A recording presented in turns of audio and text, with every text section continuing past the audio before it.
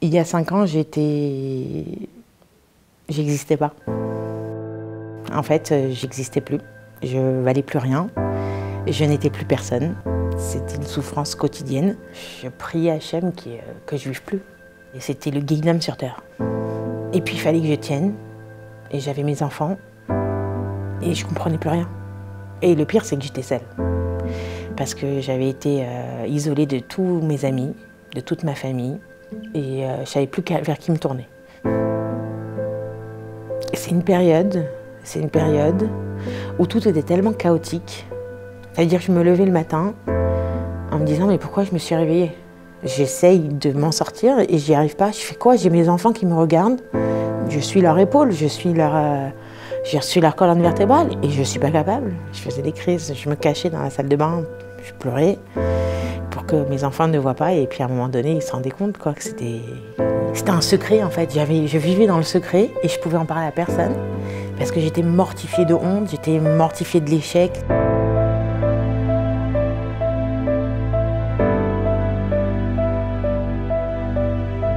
Est-ce que le fait de se dire que vous alliez élever seul 6 enfants, c'était terrible. C'est ça qui vous a... C'est une peur terrible.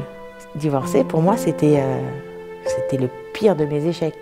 Et parce que ça sous-entendait que tu es seule, tu vas devoir affronter tout ça toute seule.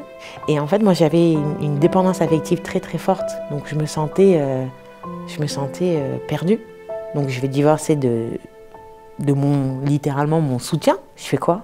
Je vais où? J'ai eu des périodes où en fait j'avais plus rien. Je me suis retrouvée seule avec mes 6 enfants. J'avais un petit bébé qui avait 1 an, avec une paye. À la base, j'avais pas le droit de travailler. Il fallait que je reste à la maison, que je m'occupe des enfants. Et en fait, c'était toute la journée, j'entendais, mais si tu n'es pas capable de t'occuper de tes enfants, comment tu peux rajouter un travail à droite? Et donc, par hasard, je suis arrivée, j'ai été travailler, mais plus en fait je dégringolais au niveau de mon mariage, et plus en fait, j'avais pas de force. J'étais épuisée. Et je travaillais comme un robot. Je disais, il faut que je nourrisse mes enfants, et j'essaie de travailler. Et le pire, c'est quand on sait qu'on doit nourrir ses enfants, alors là, on se sent tellement responsable j'y arrivais pas. Et donc, j'ai ramené une petite paye qui suffisait absolument pas. Mon mari a disparu, j'ai plus d'argent et plus rien à compte. Tout d'un coup, la banque qui arrête pas d'appeler, les cartes bleues coupées, j'ai plus rien. Je fais quoi? Il y a une période qui était très très très dure, c'était de voir la maison vide, en fait les placards vides, et de me dire mais qu'est-ce que je vais faire à manger aujourd'hui? Je me rappelle que j'avais une boîte de conserve de sauce tomate, et je me suis dit ah génial, avec une sauce tomate, enfin, j'avais pas de pâte, hein, évidemment, j'avais des œufs. Et donc j'ai dit je vais faire une shakshuka israélienne, et je me sentais la plus riche au monde de me dire je vais faire à mes enfants une shakshuka, il me reste encore quelque chose à manger. Mais là je voyais que ça y est quoi, il n'y avait plus rien, qu'est-ce que je fais? J'ai plus de pain, comment je fais demain pour l'école? Et quand j'arrivais au travail, ça avait commencé par une femme divorcée, qui était elle-même divorcée, et qui savait par quoi on passait. Et en fait, elle avait organisé que chacune donne un petit peu de son maaser, et j'avais retrouvé sur mon bureau une enveloppe avec un peu d'argent, et j'étais morte de honte parce que ça veut dire que tu touches le fond. Tu touches le fond, c'est pas possible. Et cet argent, il m'a aidé. Cet argent, il m'a aidé à me relever. C'est évident que quand on divorce, on se retrouve sans le sou, et que cette aide financière, à Tkama, qu'on peut repousser, à un moment donné, on en a besoin. Après, bon, je me suis dirigée vers une psy qui m'a remis sur pied.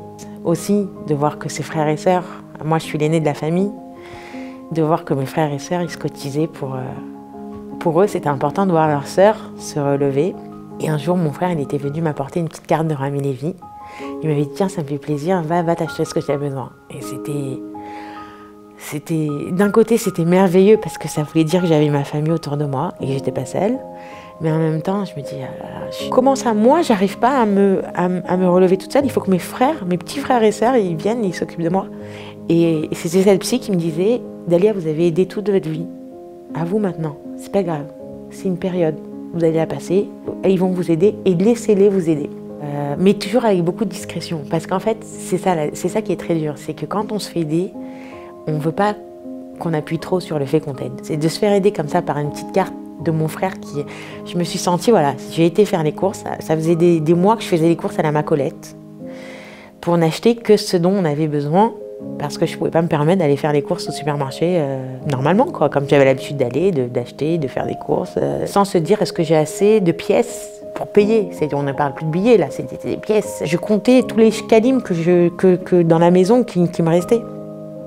Je me rappellerai toujours, et je me dis, parce que la psy elle me dit, qu'est-ce que vous avez envie de faire? Je fais, j'ai envie d'aller faire les courses sans réfléchir à ce que je vais prendre dans mon caddie, juste le remplir, de m'acheter tout ce qu'il faut pour la maison et de me dire que j'ai la maison pleine et que je peux donner à mes enfants et qu'on se dise qu'est-ce qu'on mange aujourd'hui, qu'on ouvre le frigo et qu'on choisisse. Voilà, c'était mon premier cadeau que je m'étais fait, c'était d'aller me faire un plein de courses sans réfléchir. Qu'est-ce qui est compliqué? C'est le fait d'être dans l'ignorance, de ne pas savoir de quoi demain sera fait, c'est l'argent qu'il faut dépenser.